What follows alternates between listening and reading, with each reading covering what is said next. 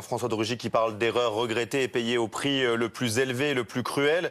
Est-ce que c'est toute la classe politique finalement dans son ensemble qui est perdante aujourd'hui avec cette affaire ?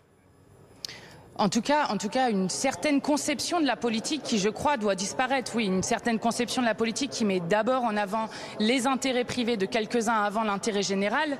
Et c'est ça qui, aujourd'hui, doit disparaître. On doit faire du balai dessus. Et c'est pour ça que nous défendons la 6e République et la Constituante pour en finir avec cette 5e République qui continue à servir les intérêts des plus riches et des multinationales dans notre pays. Et quand même, je crois que ce qu'il faut dire sur cette passation de pouvoir, c'est qu'on a certes changé de ministre, on a certes changé de personne, mais malheureusement, on ne change absolument pas de politique.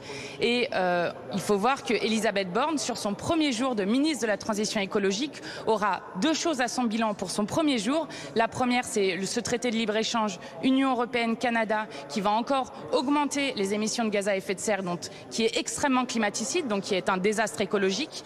Et la deuxième, c'est la suspension du train entre Perpignan et Rungis, qui était le dernier train de primaire en France, qui transportait des fruits et des légumes, qui va s'arrêter parce que le gouvernement ne trouve pas 25 millions et qui va remettre 25 000 camions sur la route. Donc c'est un désastre écologique pour le premier jour de Madame Borne comme ministre. La région Occitanie a en effet annoncé la suspension de ce train de primeur jusqu'en novembre prochain. Ces derniers jours, en effet, il circulait à vide. Il va s'agir pendant ce laps de temps de trouver des solutions pour justement remplacer ces wagons qui sont aujourd'hui jugés vétustes. Il y a des syndicats sur place qui se réjouissent de cette décision, de ce sursis entre guillemets.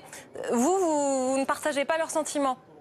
Non, écoutez, nous on est très inquiets. On s'est mobilisé effectivement avec différents partis politiques, différents syndicats pour dire qu'il fallait garder cette ligne et ne pas remettre 25 000 camions sur les routes. Je rappelle juste quand même que dans notre pays, 67 000 personnes meurent par an prématurément à cause de la pollution de l'air. Et Madame Borne est la ministre du tout routier.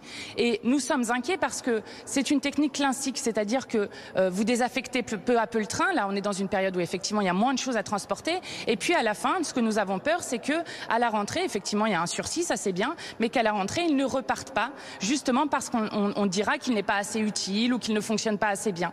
Et finalement, c'est toute la logique de ce qui a été fait, notamment sur le ferroviaire et sur lequel Madame Borne est en premier lieu responsable, de dire on arrête avec les petites lignes qui ne sont pas assez rentables, on ferme les petites gares, donc on détruit le service public du rail et à la fin, on remet des camions et des voitures absolument partout. Donc c'est absolument contraire à ce qu'on doit faire devant l'enjeu de cette époque qui est l'enjeu écologique.